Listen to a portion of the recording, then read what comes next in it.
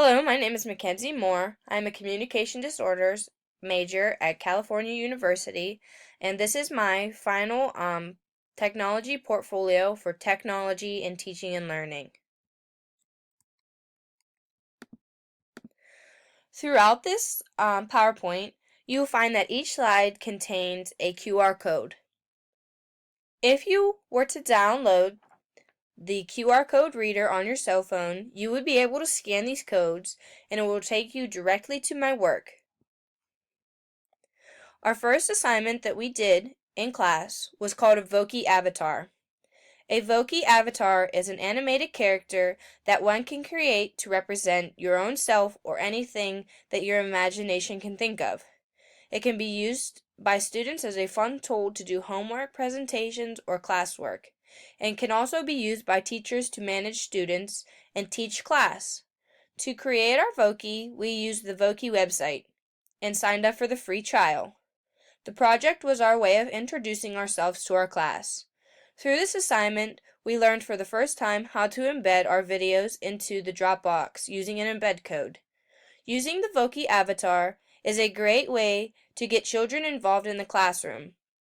They become the creators, and the Voki avatar is great for communicating information. Our next project that we did was a collaborative survey made through Google Drive. Each student worked in groups to collaborate online and create a 15 or more question survey using Google Forms. Each group member was responsible for one section of the survey and the development of their own questions. We worked in groups of 3. The 3 sections focused on technology usage, demographics, and interests and hobbies of the students. Collaboration gave us the opportunity to communicate with the other students through technology and use teamwork to work towards a common goal. Working collaboratively using Google Drive is a great tool for any student because it can be accessed anywhere and is easily understood. It has many features and has everything a student would need to complete work, from a Word document to a spreadsheet. A student can do everything through Google Drive. Google Drive would be a great tool to use in my future career because it has many handy tools to create and save material. Our next project was a pontoon. Through the use of a pontoon video, we created a presentation showing our survey results. Pontoon is an animated video that can be used to present information. This is a fun and great way to use creativity to share information with colleagues, students, teachers, and the public. Also, even friends. Instead of reading information from a textbook, a video is a great way to spread or teach information in a faster, more efficient way.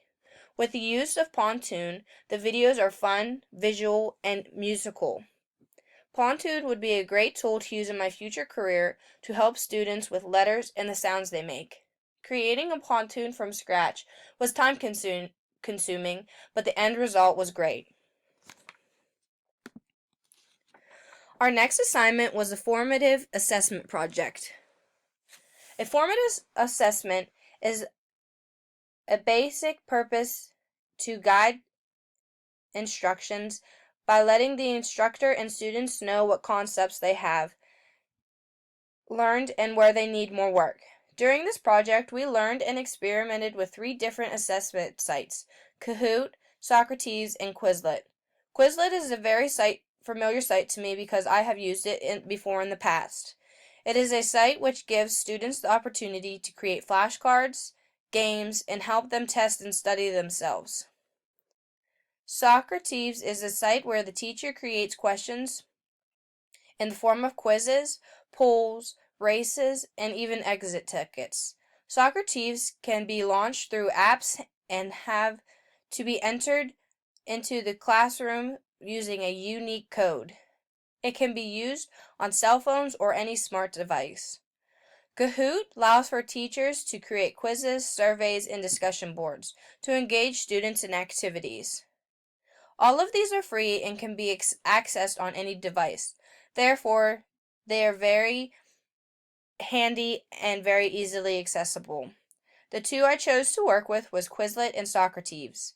Each one I entered information that I needed more studying for other classes I was taking during the semester. With these sites, I was able to test and quiz myself and better learn the information. I found I had a harder time working with Socrates than Quizlet. I preferred Quizlet over Socrates. Our next assignment was a digital simile. The digital simile video was used to describe how technology affects our life. I chose that technology is like junk food. I don't need it, but it's addicting and is too good to pass up. It helped show us how technology has both a positive and a negative effect on us and the society. I created my video through the use of my iMovie on my MacBook. iMovie was a tool I did not know I had accessible to me on my laptop. In iMovie, I could create videos for projects and even to tape therapy sessions for my future career. I really enjoyed using iMovie because it was easy to use. Something we learned through this project was about digital citizenship. Digital citizenship is the norms of appropriate and responsible behavior that regard technology usage. Our next assignment was an infographic. The infographic helped us learn about trends in technology. For our project, we selected a trend and created an infographic to share the information that we had learned. Some trends in technology include wearable technology, redesigning of the classroom, and so much more. The topic that I chose for my infographic was about assistive technology and what technologies could be used to aid in the performance of children with autism. An infographic is a visual image used to represent information or data. An infographic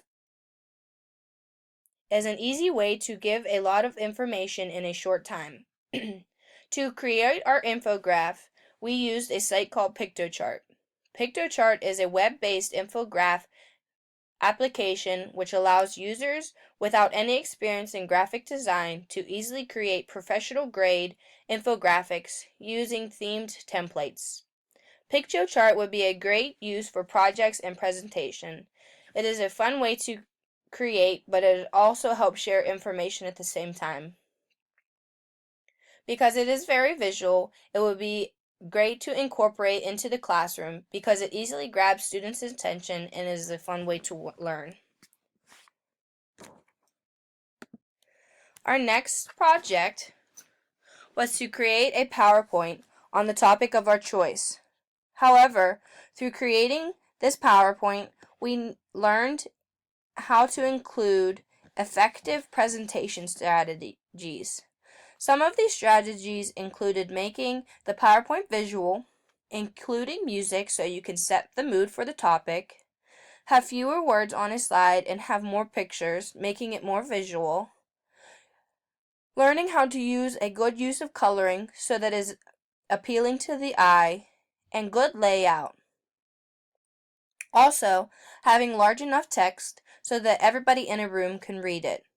I have seen my fair share of PowerPoints that have had paragraph upon paragraph on information on each slide, and the text was so small that you could not use it. Another effective presentation strategy includes ALS, or Active Learning Strategies. ALS are used in PowerPoints to engage students to analyze and evaluate the content that is being covered.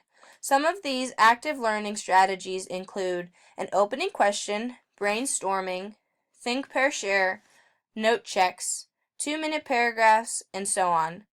These strategies can be inserted throughout the PowerPoint to review the information as one teaches. For my PowerPoint, I chose the topic of dance, and I discussed the many genres of dance and how each one began. For my dance PowerPoint, I was to record a screencast, which I am also doing right now, for my presentation. A screencast is a digital recording of a computer screen. It shoots a video screen capture and can capture your voice if you include a audio narration. Our class used Screencast-O-Matic to record our videos. The advantage of a screencast is that everyone can review the information at any time. A student can view the information at their own speed and go back and access it when they need it most. Whereas when you are in a classroom, you see the presentation once and it is over. This is a great benefit of screencast. Screencast can be used for tutorials, video lessons, and presentations. After the recording of our video, there was an easy step to upload our video to YouTube, so you were able to access your video through there and share it. For our PowerPoint, we were also to create a handout. For my dance presentation, I decided to have a note-taking handout.